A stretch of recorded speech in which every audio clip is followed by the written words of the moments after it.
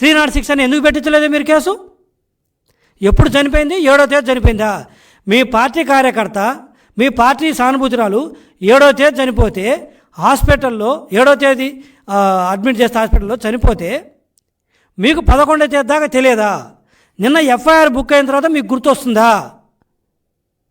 ఒకరు చనిపోయారు, ఈవెన్ ఎలా మనం ఈ మరణాన్ని ఎలా మనం రాజకీయాలకు వాడుకోవాలని చెప్పేసి నిస్సిగ్గుగా దిగజారి సోషల్ మీడియాలో ఏది ఎఫ్ఐఆర్ అయిన తర్వాత 174 సిఆర్పిసి కింద అంటే చావు కారణాలు తెలియదు, దీని వెనక ఎవరు లేరు అని ఎఫ్ఐఆర్ బుక్ అయిన తర్వాత చావు కారణాలు టీడీపీ జనసేన అని చెప్పి సాక్షిలో రాస్తారు.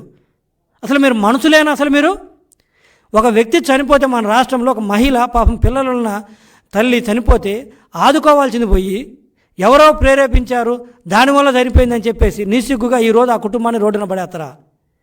అసలు ఆవిడ్ని మీకు నేను ఒకటే అడుగుతున్నాను, ఆ గీతాంజలి గారితో ఈ వైసీపీలో ఎవరెవరు కాల్చి మాట్లాడారో జనవరి నుంచి ఆ అమ్మాయిని మీరు తాడేపల్లి ఆఫీస్కి తీసుకొచ్చి సోషల్ మీడియాలో ప్రభుత్వానికి అనుకూలంగా మాట్లాడించమని చెప్పేసి తీసుకొచ్చి మాట్లాడించట్లేదా?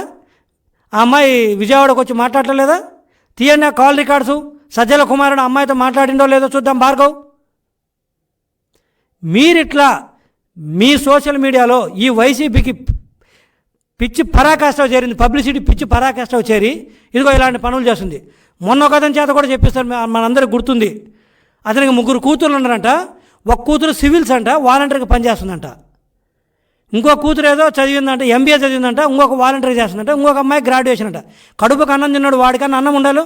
అన్నం తినడు వాడు, ఏం తిన్నాడు వాడు, మనిషి వాడు. ఆ వయసున్న అతనికి ఐఎమ్ వెరీ సారీ లాంగ్వేజ్ వాడుతున్నందుకు. అంటే వాళ్ళు చెప్పమంటే తినమంటే ఏ గడ్డి అయింది అంటారా?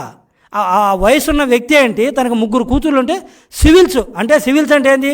ఓ ఐఏఎస్, ఐపీఎస్, ఐఆర్ఎస్ దాదాపు 2 లక్షల రూపాయలు జీతభత్యాలు వాళ్ళ అలవెన్స్లు ఉంటాయి స్టార్టింగే. అలాంటి అమ్మాయి అంట జగన్మోహన్ రెడ్డి గారి కోసం 5,000 రూపాయలకు వాలంటీర్గా చేస్తుందంట. ఇంకొక ఆమె ఏదో ఎంబీఏ చదివి 5,000 ఉందంట.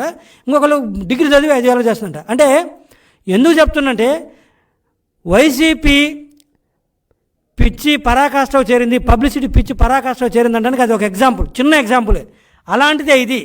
4 సార్లు అమ్మఒడి ఇచ్చి 5 సార్లు ఇచ్చానని చెప్పేసి దాంతో ఫిక్స్డ్ డిపాజిట్లు చేసుకున్నారంట, రెంట్లు కట్టారంట. అమ్మాయి చేత చెప్పించి పాపం వాళ్ళని రోడ్డున పడేశారు.